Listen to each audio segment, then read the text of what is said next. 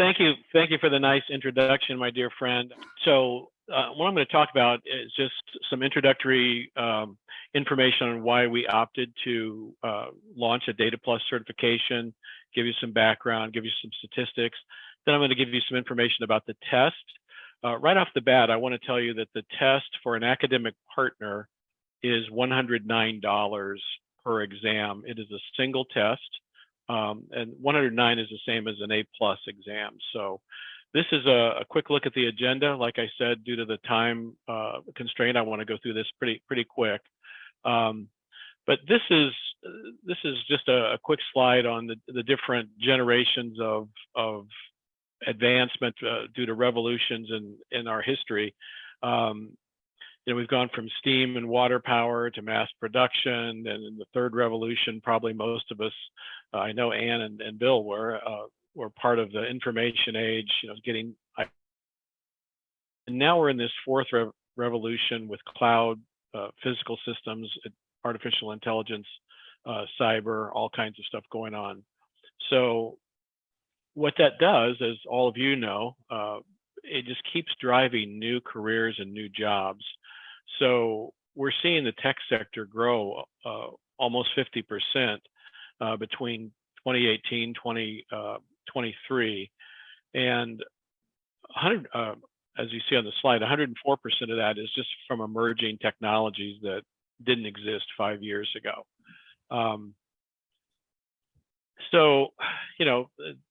Basically, when I was teaching, and even now in my career at CompTIA, a lot of times people say we don't really have any tech jobs in our community, and the question is, what jobs do you have in your community that don't use or don't have some touch with technology? Really, information is part of the new economy. If any of you remember the old Robert Redford movie called Sneakers, those about a bunch of hackers, they realized when that came out 15 years ago that information was the new gold standard on currency. So now that organizations are collecting more and more information, they're trying to figure out what can we do with it. I always say that data is not good or bad, it's just data until you decide what you're going to do with it. But we're looking to help us, or businesses are looking at data as ways to help them with their decision making, with a way to improve user experiences, with a way to transform their companies in ways that will increase their bottom line, expand their business. And a lot of businesses have not been able to do that successfully. So we've always focused, when I say we, I mean instructors and former instructors like myself, we started focusing on infrastructure types of courses and infrastructure types of training. We moved into security a few years back, and now we're looking at data and how data affects everyone's career and jobs. So we at CompTIA, we've segmented things into data science and data analytics, and the goal is to help businesses turn data into actionable information they can use to improve their business processes, and as I said before, improve their bottom line. So some of the things you hear talked about all the time: business intelligence, market analytics, web analytics, and so on. Those are all things that companies are looking to learn more about so they can, again, improve their business. I mentioned a minute ago, a lot of organizations didn't really pay attention to, or they paid attention to it too late to help their business. Think about many of the retailers that have come and gone. Every day I drive past a location in my neighborhood where there used to be a Circuit City, and Circuit City was super popular, great location, always enjoyed shopping there. Doesn't exist anymore. Railroads, at least in the U.S., are not focused on passengers anymore. I mean, if you've been in the East Coast, you'll still see railroads. A lot of automotive companies not listening to consumers, and even consumers not listening to one another about what they need. Sorry about the small print on this slide, but some of the things that challenge organizations in terms of data. Number one on the top left is something that I think all of us can relate to. You know, when you don't have the right information, you can spend a lot of time trying to acquire it and just spinning your wheels. It's wasted time. That leads to, you know, inefficient decision making, or in fact, incorrect decision making. You can you know, look on the other side of this graphic, you know, inability to effectively assess staff. You know, are people doing what they're supposed to be doing? Do I have the right mix of people in my organization to do the jobs? For companies like CompTIA and others, lost sales. You know, what did we not know that if we did, we could have increased our sales, provided assistance to more organizations. Also, going to market slower with products. You know, if you don't know what your marketplace is like and your customer, you may not have any idea what they want next. A lot of companies have made those decisions.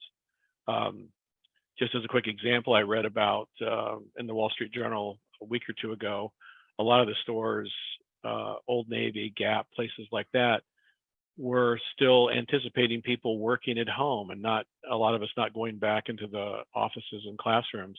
So they were focusing on leisure wear, but they didn't anticipate that people were not going to, you know, didn't need sweatsuits anymore. They needed to have clothes they could use to go back to work. So here's some of the opportunities created by those challenges for people who have credentials in data analytics. You know, there's a 20% 10-year growth projection for jobs. There's been 938,000. That's information from the Burning Glass Technologies organization from February of this year, asking for people with data analysis skills. That's an incredible number. But as we all know, there's not enough people trained to answer that call. Excuse me. You know, there's different talent and different skills required across the data life cycle. You know, there's people who are collecting and assembling and analyzing data, all the way up to the people who put that data into reports and into actionable information. So those are the people that are, you know, there are people who are also in the middle that are organizing data and processing it as it flows through the organization so they can help make better decisions. I'm going to get into talk about CompTIA a little bit, trying to keep an eye on the clock here, and we do have a couple minutes for questions. So this is kind of how we've organized a lot of our certifications. You know, we have an infrastructure track, we have a cybersecurity track, and we've just started on our data and analysis track. So Data Plus is the first certification to be released. We're working with teams right now to look into adding a data science and a data systems certification to that particular track. So, you know, we're always interested in feedback from people, especially in the academic area, that are actually out there touching people looking for jobs. So next few slides just give you some information about the exam. The exam's only been out just a couple of months, so it's pretty new. Not sure if anybody in the room's taken it, but if you are, please mention that at the end of the slides. Tell us about it. So the purpose of this test is to essentially look at people who are either transitioning into a new career or at the early stages of their career, and they're looking to have jobs like data analyst, reporting analyst, market analyst, business intelligence analyst. And you see the different domains that are covered by this exam over on the right. I'm going to expand those and talk about those a little bit more. Excuse me. Here's some information about the actual test. It launched in February. So it is 90 minutes with 90 questions, like most of our certifications. It does have both multiple choice and performance-based questions, or what we call PBQs. The passing score, it's a scaled score of 100 to 900. The passing is 675. And for someone to successfully go through and pass this test, we recommend 18 to 24 months of experience in some type of reporting or business and business analyst role. Exposure to databases and other analytical tools, and basic understanding of statistics and data visualization. Now, a lot of times people in the academics or people who are taking classes that directly relate to those topics feel like, you know, they don't have the job experience, they have the school experience. I look at that as being the same thing. So if you've got students with those experiences, they may be perfect candidates for this particular certification. Here's a breakdown of domain 1. That's 15% of those 90 questions will be on data concepts and environments. So we always have a good section with terminology, making sure people understand the different types of data, be able to contrast and compare different data structures. Excuse me. Data mining is domain 2. So talk about different ways to obtain data, identify reasons for cleansing and profiling data sets, etc. So I'm not gonna read these, but this is 25% of those questions will be from domain 2. And then the second largest group is domain 3, data analysis. And this is just something for your knowledge. If you don't already know this, I know many of you have taken CompTIA exams. Whenever you see one of our objectives, it starts off with given a scenario, that is telling you that there is going to be performance-based questions around those particular objectives. So it doesn't mean that there won't be just regular 4-part multiple choice, but it means that there may be performance-based questions. Here's another one, domain 4, also ties to our second largest domain. Given a scenario, you see 4 out of the 5 here on data visualization. We're going to be asking people to look at screenshots, manipulate information on the screen in order to successfully respond to a question. The last domain is on data governance, quality, and controls. We all know that the government regulates, we think, just about everything. So there's going to be HIPAA, I think, is a good example if you've recently been to a doctor. Sharing medical records, that kind of information. We want people to be aware of that, how the data can be used, how it can't be used also. I want to just give you some other information on what Data Plus looks like in relation to some of the other certifications that are out in the world. We are, as we always say, vendor neutral. My term for this that I like to say instead of vendor neutral is we are non-product specific. So CompTIA does not make a product, a data analytical tool or anything. So we don't design certifications around how to train you on a particular product or service. But here's us compared to several of the other organizations out there. SAS, Tableau, and Microsoft all have different certification programs or certification exams that deal with data analytics, and you can kind of see here where we stand in that. Leave that up for a second. Excuse me. And then just so you're aware, I know a lot of people are still finding this out, but in 2018, CompTIA started publishing our own learning materials. So we have a collection of books, both in print and ebook form. We have online courses, which fall under the name of CertMaster Learn. And we have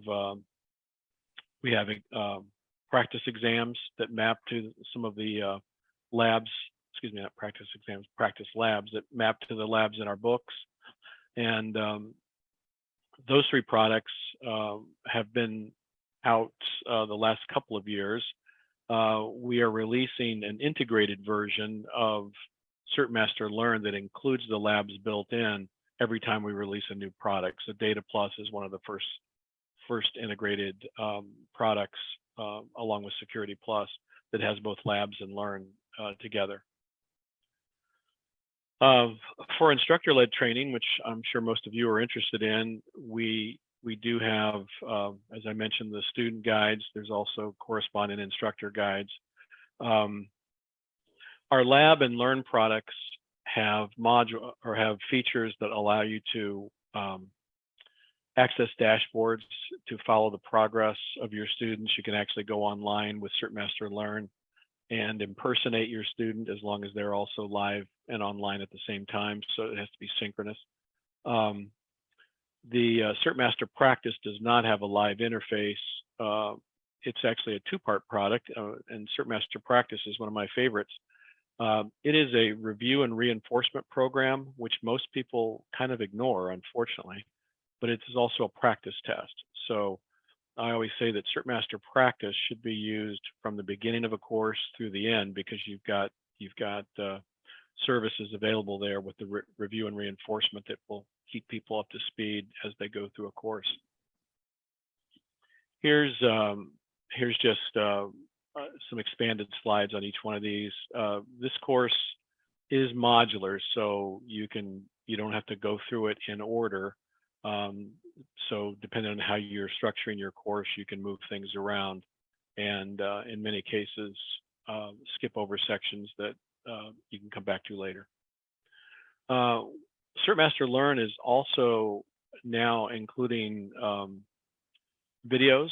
Here's a picture of our own Dr. James Stanger, my good friend, who does interviews and goes into real life discussions with other people. Here he is with Robin Hunt, talking about Data Plus topics. This is actually from the program. A couple things about our labs. They have been modified as we release new products. We've got assisted labs, and then we have applied labs. Assisted labs are less rigorous than the applied labs. The applied labs are going to really drill down into topic areas and provide a much deeper experience for the learner. One of the things that we have changed with this release is students will now have the ability to go through and do the labs as many times as they want. It's not, you don't do the lab one time and then move on and you're locked out of it from that point. This is just a quick screenshot of a CertMaster lab activity. I'm gonna leave this slide up for a second, but here's some examples of the assisted labs, and there's 5 applied labs that are shown here, and you may recognize some of those topics are places where we saw the words given a scenario, like the last one on the right, visualizing data. CertMaster Practice I've already talked about. Again, CertMaster Practice I think is our #1 tool that tells you whether one of your students is ready to actually be a test candidate or not. A person that goes through CertMaster Practice and goes through several iterations of the practice exam and is scoring above 90% will have a very high probability of passing the exam. So like everything, certification is about mastery. So they will need to have a very high score, but it does help track that. Some of the other things that, if you're not familiar with our CompTIA instructor network, we've already had our Train the Trainer webinar on this, but you can still gain access to the archived videos. And one of our curriculum developers, Mr. Dodd, was part of doing that series, but there were 6, I think they were 2-hour sessions on this particular. So if you're watching the archive versions, you can do it at your own time schedule. Many of you are already partners. I know Bill and Ann have been longtime CompTIA partners, but this is just a quick shot of our partner website. And then these links are in the presentation that you can get from Mark or later from me. So if you have questions, there's a email address at the bottom here, CAP, which is our authorized partner program at CompTIA.org. You can email me directly, Rowland@CompTIA.org, and I'll be happy to stop here and take a minute or two for questions for anybody that might have them.